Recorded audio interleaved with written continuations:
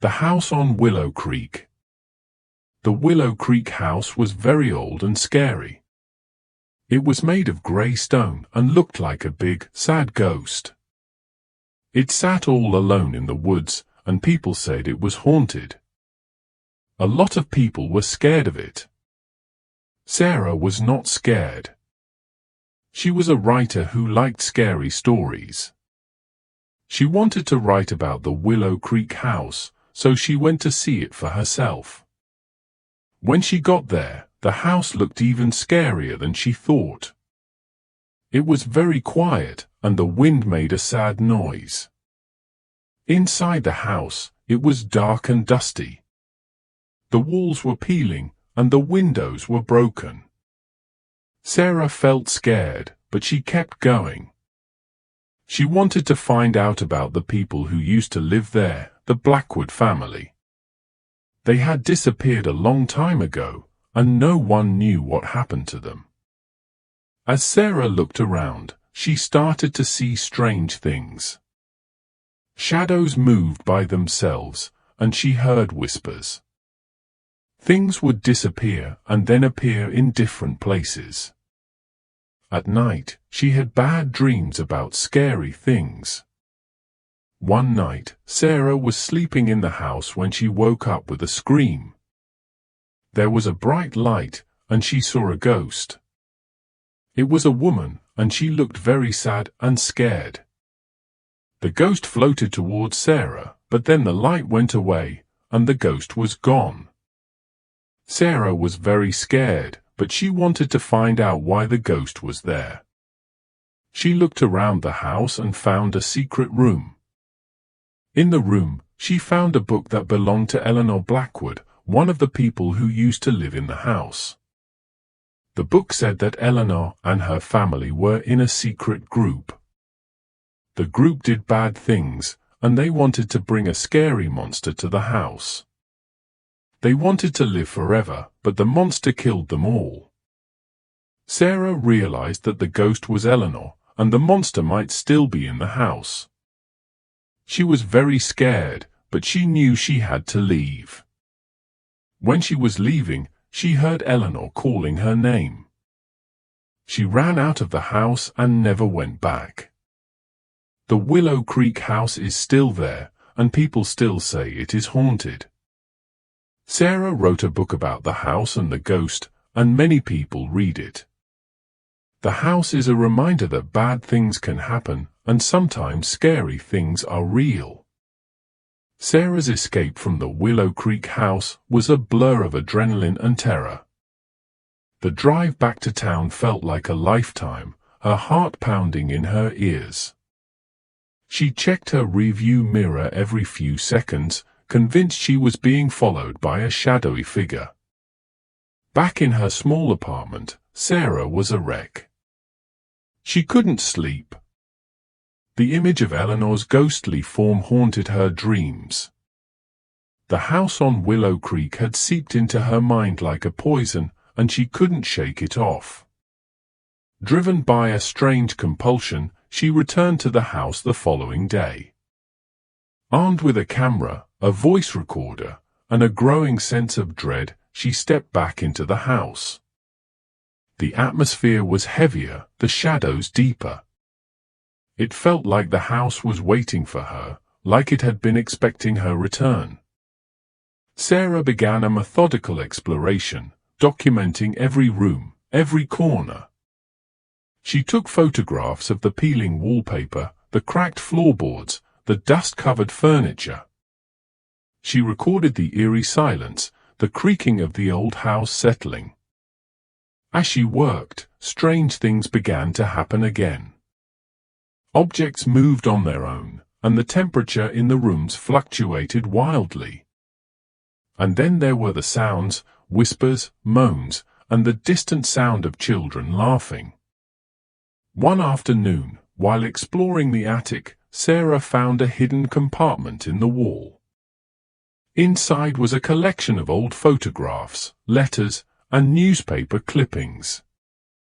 The photographs depicted the Blackwood family in happier times, a stark contrast to the horror Sarah had imagined. The letters were from a man named Elias Thorne, addressed to the Blackwood patriarch. They contained disturbing references to rituals, sacrifices, and a power beyond human comprehension. Sarah's heart pounded as she pieced together the story from the letters and newspaper clippings. Elias Thorne was the leader of a cult that had infiltrated the Blackwood family.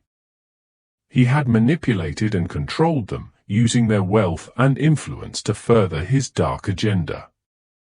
The rituals they performed were meant to summon a powerful entity, a being from another dimension. A cold dread washed over Sarah. She realized that the entity might not have been banished after all. Perhaps it was still there, trapped within the house, waiting for an opportunity to escape.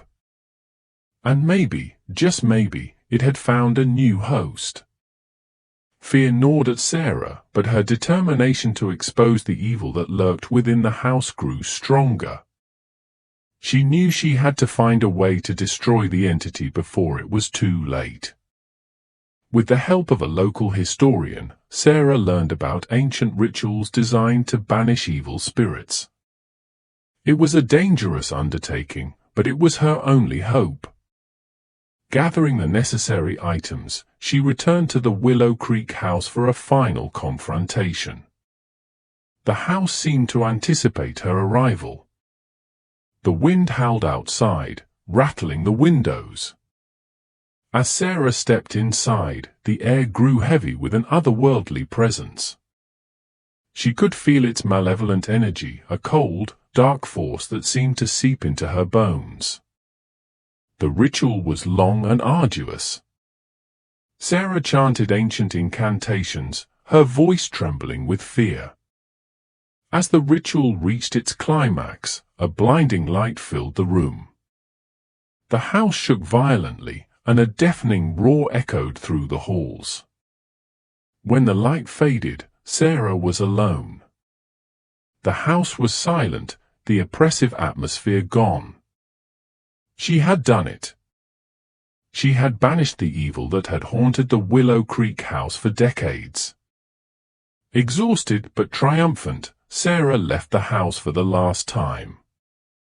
As she drove away, she glanced back at the old stone mansion. It looked smaller, less menacing. Perhaps, just perhaps, the house on Willow Creek was finally at peace.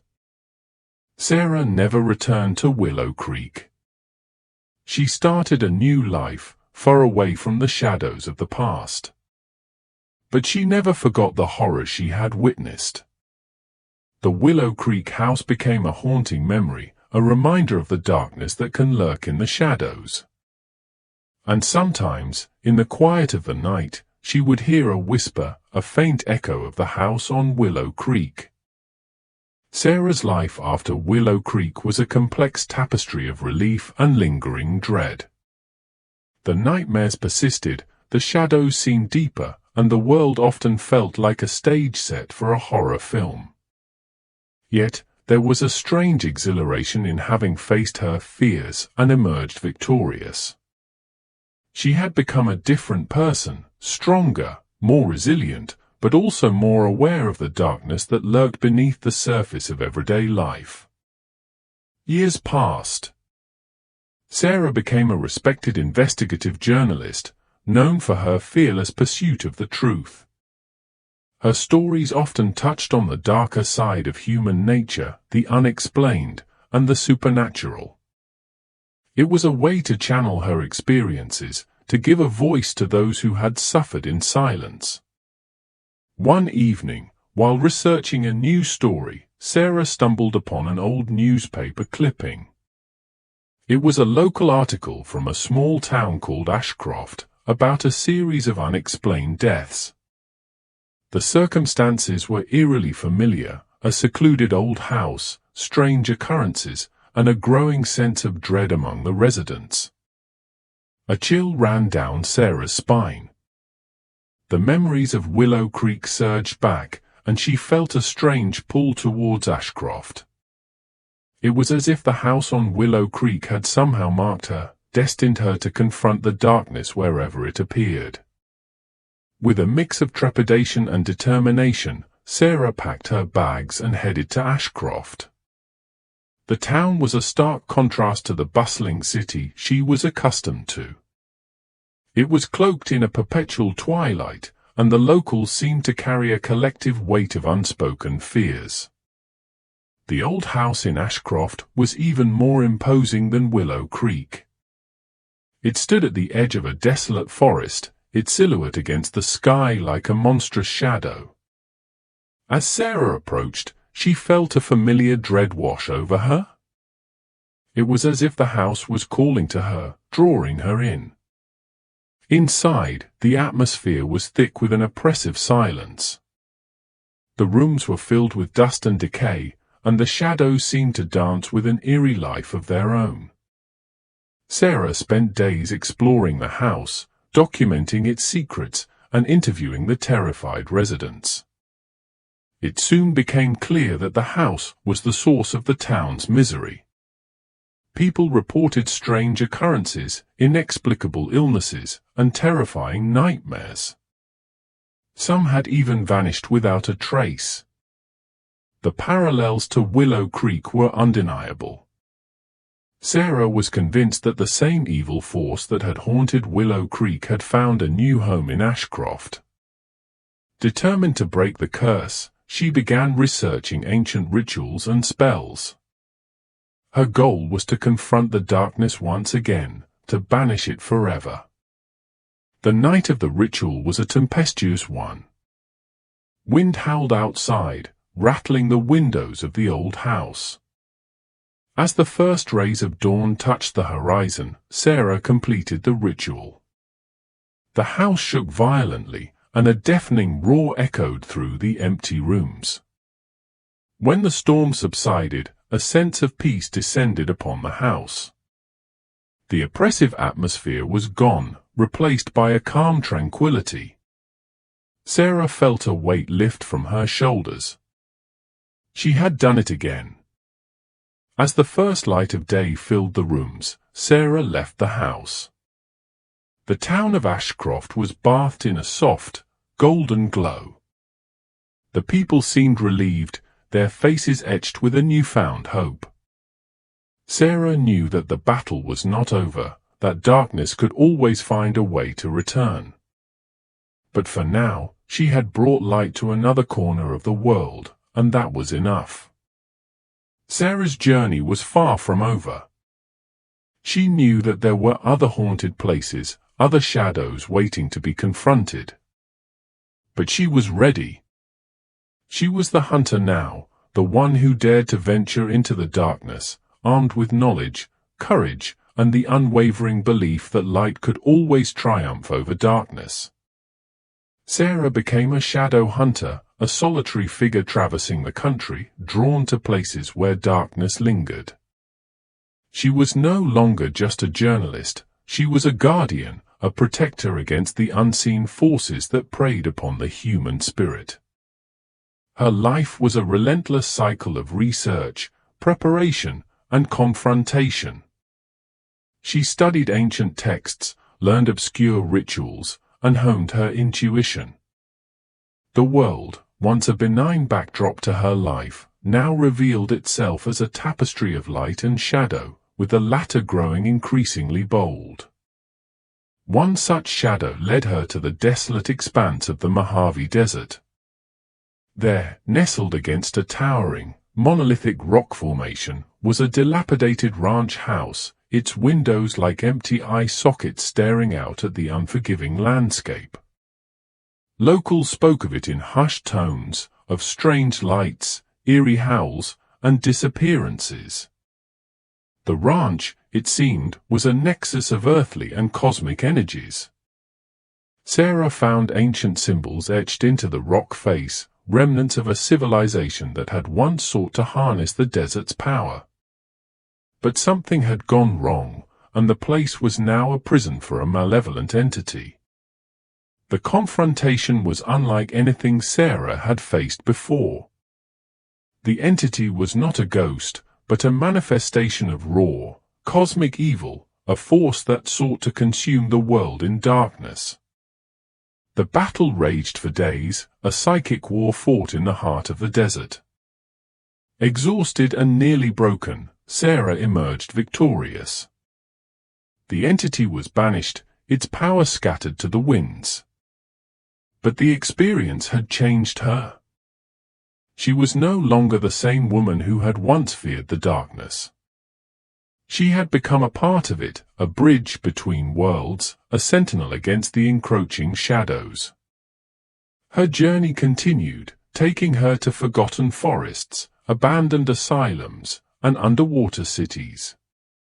She became a legend, a whisper in the wind, a hope for those trapped in the clutches of the unseen. But with each victory, a part of her was lost. The darkness she confronted seeped into her soul, leaving its mark. She walked a tightrope between light and shadow, sanity and madness.